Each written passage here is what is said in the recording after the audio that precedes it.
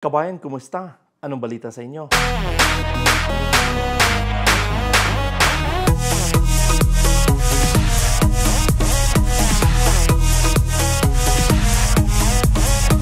guys, meron tayong pag-usapan ngayon itong mga trabaho dito nga sa Canada, no? And again, sinasabi sa inyo, kung kayo man ay qualify dito, subukan nyo mag-apply. Subalit kung hindi mag-qualify dito, maraming paraan kung saan kayo pwede mag-apply. Importante na kayo ay qualify kung kayo ay mag-apply ng trabaho dito sa Canada. Huwag kayong magbakasakali na mag-apply ako bilang isang farmer kahit wala akong work experience. Mag-apply ako bilang isang ang pangalan ito, yung factory worker kahit wala akong work experience. Huwag niyong gawin yan. Okay? So, importante na basahin niyo muna ang inyong mga ina-applyan, lalo na dyan sa job bank at Indeed, no? Na importante na kayo magbasa. Mag-research kayo. Kung hindi man itong trabaho para sa inyo, dyan sa job bank at Indeed, mag-research na kayo, hanapin niyo yung inyong trabaho na meron kayong qualification. Dahil ang kompetisyon, isipin nyo lagi na talagang napakadaming nag-a-apply ng trabaho dito. Subalit, paano nyo ma-sustain yung inyong qualification, paano mag-stay na kayo ay maging qualified. No? Importante ang qualification na maayos sa inyong resume dahil kung hindi kayo qualified, maniwala kayo sa akin, ang dami nyong sinasubmit na resume kung hindi mo qualify. Kaya nga sinasabi sa inyo, basahin nyo muna, tapos sa tingin nyo na kayo may trabahong ganyan, kopyahin nyo at ilagay nyo sa resume nyo. And then mag-apply kayo. Mostly, dito sa mga tasks and responsibilities na sinasabi ko sa inyo, ito po ay mga common. No? Common siya sa trabaho na hinahanap nyo. Like for example, ako isang draftsman. Ako po ay nagtatrabaho bilang isang draftsman sa oil and gas. So, lahat ng work experience ko is related on oil and gas. Hindi ako pwedeng mag-drafting na yung drafting ko nandun ako sa furniture, andun ako sa architectural kasi hindi siya mag-match doon sa piping design sa oil and gas. Okay? So, yun ang sinasabi sa inyo na importante na basahin nyo muna kung ano ba hinahanap nila and then, there you go. Kung kayo qualify, apply kayo. Okay? Dahil itong mga employer kasi, talaga sila ay nagbabasa. No? Sila ay nagbabasa ng ating resume. At dito nga sa kumpanya namin ngayon, kami nga ay nag-hire ng mga draftsman at talagang masusi na talagang binabasa ng boss ko, yung kasama ko sa trabaho, pinapakita sa akin. Sabi ko, hindi rin talaga maganda ang mga resume. Kaya, siguro sa 50, wala talagang qualify. Kasi nga, pangit talaga ng resume. Okay? So, but again, isipin nyo lagi, yung length of service nyo, isa ding factor yan na hindi kayo 1 month, 2 months lang, tapos palit ng trabaho. Mas maganda kasi na mayroon kayo pang at least 2 years na dyan ka lang sa company. Huwag kayo mag-hop kasi pag nag-hopping kayo ng trabaho, isang medyo hindi maganda yan. Nare-reflect sa atin yan na, bakit kaya si Noitebs 1-2 months lang dito, tapos dito naman 6 months lang. Anong rason? So baka pag na-hire ka, ikaw din ay paka 6 months ka lang or less than 6 months ka lang magtrabaho. Kaya mag-ingat kayo sa pagsusulat ng inyong resume dahil magre-reflect yan doon sa inyong pagkatao. Okay? So, but again guys, itong ating pag-usapan ngayon ay nasa Pilipinas na agency. Ano? Ito po ay walang placement fee. Hindi lang ako sigurado dito sa kanilang age limit kung meron sila.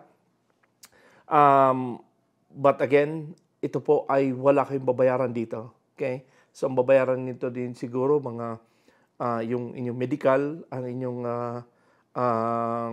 medical at saka yung inyong biometrics. Pero but the rest niyan siguro mga konti-konti lang. Okay? So, but again, sana po ay mapuntahan ninyo itong agency na to at ilalagay ko rin yung address nila. Kung makakuha ko ng email, ilalagay ko sa description. Okay? So, but again, ito po ay 20 kataong kinakailangan at ito po ay nasa Omanphil International Manpower Development Corporation. Okay? So, but again, tara, tingnan natin.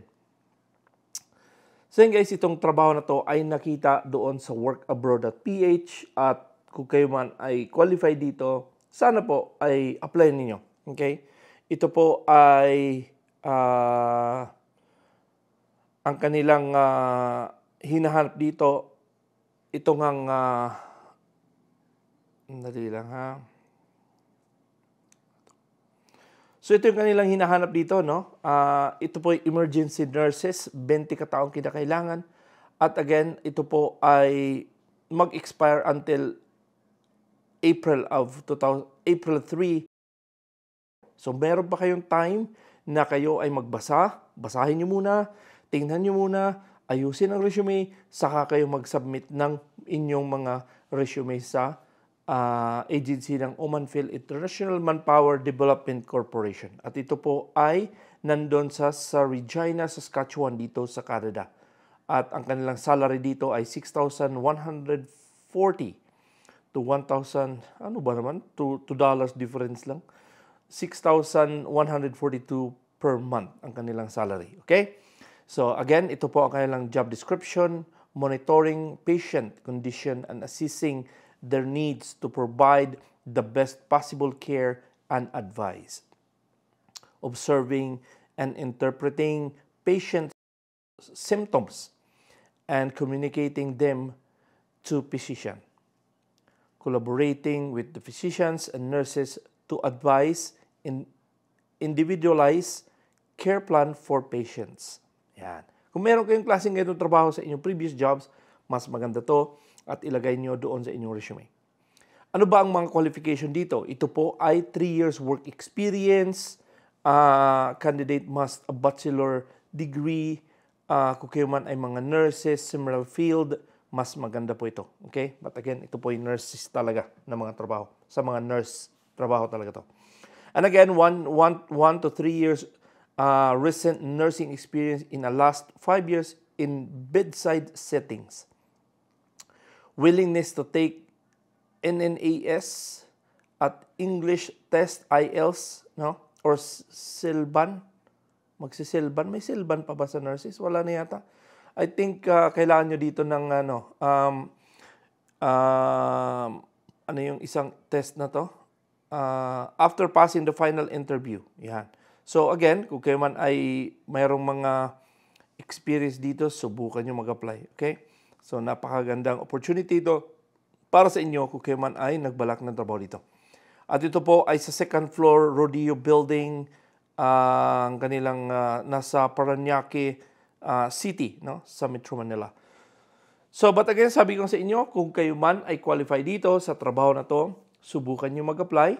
At yun na nga, basahin muna, huwag kayong ang kinokontak nitong mga agency na sa Pilipinas, kung kayo man ay qualify, sila po ay kumukontak sa inyo. Pero pag hindi kayo qualify sa trabaho, huwag po kayong mag-alala. Kung hindi kayo qualify, hindi talaga kayo tatawagan. Okay? So kaya nga sinasabi sa inyo na mag-apply kayo ayon sa inyong experience. Kung kayo man ay may experience dito, apply kayo. Subalit, kung kayo man ay naghahanap ng mga trabaho sa truck driving, welding, meron tayo dyan sa Pilipinas, itong workabroad.ph ay napakagandang tools para sa inyo. At again, sinasabi ko sa inyo na ako po ay hindi immigration consultant, wala po akong affiliate, hindi po ako connection, wala po akong connection sa mga agency, okay? Ako po ay isang vlogger lamang. Ako po ay walang Facebook Messenger. Sinasabi sa inyo dahil merong iba ay nagkukunyaring Noitebs vlog, pero hindi ako yan, ang inyong mga kausap sa Facebook, dahil wala po akong Facebook Messenger at wala din po akong WhatsApp. Okay? So again, mag-ingat po kayo dyan sa mga gumagawa ng mga kalokohan na ginagamit po ako. Dahil hindi naman ako sikat na tao, talaga naman mga tao. But anyway, again, tuloy-tuloy nyo lang, no? Pwede kayong pumunta doon sa Job Bank, Indeed. Pwede kayong maghanap ng mga trabaho dyan. Saskatchewan Job, subukan din ninyo. Dahil marami pong trabaho. Subalit, sabi sa inyo, pag merong manghingi sa inyong pera, no. Okay? Huwag kayong magbigay ng pera kahit ano. Kasi, delikado po yan. Okay? Walang placement fee ang Canada. Isipin nyo yan. Hindi po nanghingi ng placement fee itong mga employer sa Canada dahil pinagbawal ng gobyerno ng Canada na kayo po ay singilin ng pera kung kayo man ay mag-apply ng trabaho dito. Kaya mag-ingat po kayo. So, ganun po mga guys, sabi ko sa inyo, sana po ay ma-share nito ating video sa inyong mga social media platform, ano niyo sa inyong TikTok, sa inyong Facebook, ma-share niyo, i-share niyo itong ating mga videos at kung hindi man to para sa inyo, sabi ko maraming paraan upang kayo maghanap ng mga trabaho dito sa Canada. Marami po akong mga videos dito, sana po ay mapanood niyo yung mga videos ko dahil napakagandang mga basihan yan, mga guide para sa inyo kung saan kayo pwedeng mag-apply dito sa Canada. At again, gano'n pa man, kung hindi pa kayo nakapag-subscribe, sana po ay makonsider i-like, i-subscribe at huwag kalimutan i-click ang notification bell para updated kayo tuwing meron ako in-upload dito sa ating channel. So, gano'n pa man guys, again, maraming salamat ulit sa inyong panonood at pagsubaybay sa aking channel. Ako po ulit si Noy Tebs. God bless and have a wonderful day.